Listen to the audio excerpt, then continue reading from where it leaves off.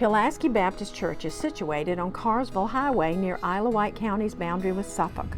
Under the leadership of Haley Johnson, the church began as a prayer band in 1867.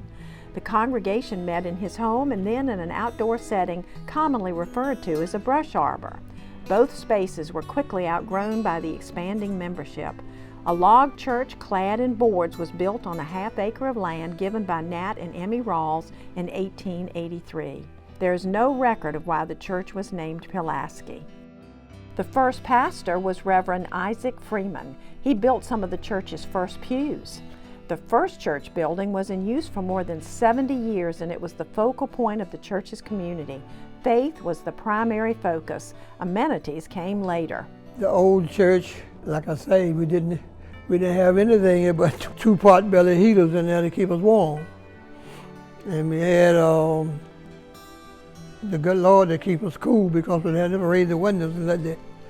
Once we didn't have screens so the flies came through, but then after we got screens, then the good Lord cooled us off with his wind. Reverend Nazareth Porter, a proponent of education, led the church until 1901. Next came Reverend Solomon Daughtry, a graduate of Virginia Theological Seminary and college in Lynchburg, Virginia. Reverend Abraham Gomer was blind, but he spread the gospel with passion and was known as a son of thunder.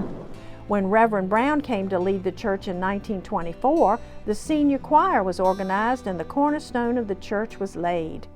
By 1942, under the leadership of Reverend A.W. Lamb, the old church needed repairs.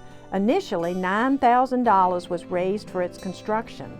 It began as a concrete block building, and Reverend Lamb marched the congregation out of the old building into the new building singing, "We are marching to Zion." A few members recall the old building and the changes it came with the move into the new church. Well, I might have been 1 year old when they moved from one church to the other. And I do remember this church when it did not look like this. They had a wood stove over here and a wood stove over there. They had little benches over there. Those were where the ladies sat in the white dresses. The deacon sat over there. I guess they were the deaconess. And a few people started getting automobiles, and then we came to the new building, and we got organ and choir and pianos, and we just all the modern equipment and PA system and everything, so it made it much better. More improvements followed. When Reverend C.C. Rogers became pastor in 1961, he led the flock and advanced the building program. He oversaw the bricking of the church and the addition of an annex for Sunday school, pastor's study, choir room, kitchen, and secretary's office. The baptismal pool was also installed. Prior to its construction, members were baptized in the Blackwater River. Funding for the new construction was raised through donations and events and lemonade. We had fundraisers. We'd sell ice cream cones and peanuts, and we'd sell, our favorite thing was to sell dinners. That's what we call it, selling dinners, $5 a plate. You could get all you wanted almost. And that's a big part of how this church was financed back in the day. At the old well, right out in front of the church, there was a tree, and then there was this huge well in front. And my Aunt Easter, my mama's oldest sister, she would always have this huge thing of lemonade. Everybody had to bring their own cup. If you didn't bring your cup, poor thing, if you brought a little tiny cup, that's what you got. Today, the church building dates to 1957, but it has elements from the early 20th century. The church is Gothic Revival in style with a T-shaped plan. It's a wood frame construction clad in brick veneer. The roof is gable-clad and features wide eaves. Two crenellated towers highlight the church, each with a trefoil-shaped stained glass window.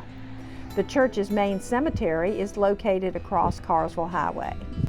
Pulaski Baptist Church is very family-oriented. In early 2022, Dr. Robert Rogers, the third-generation pastor who has led the congregation since its first sermon in 1970, passed away. When he retired 2 years earlier, he said that the church only had 10 pastors in 153 years, and he was proud that he'd had the longest tenure of any pastor to have served. His family and others have attended for generations and still return for worship and special events. As they have since 1867, worship, praise, mission work, support, education, and homecoming events have been crucial to the church's collective memory. The revival, oh, that was the best time of year to me. I loved the revival. And you knew the ladies would shout and they would fall out, and then the spirit was just rising high, and it was just a wonderful, glorious time. For a while, we had, we call our homecoming parade and picnic. We started at Old Carrsville Highway, and the parade ended here, which is every bit of a quarter of a mile. I think we might have had one float. And I remember one year when my daughter was very young and her friend had this little Barbie car. She was in the parade and she was going all over the road. And even more important to Pulaski Baptist Church is their continuing focus on family and future generations. We got people, we got officers and everything that have got to have degrees and everything now. So we just can do things so much better. Nearly about everybody in this church is related or family connected. I love working with the children. I have worked with some wonderful children. I mean wonderful. It has been the joy of my life to work with children at Pulaski Baptist Church.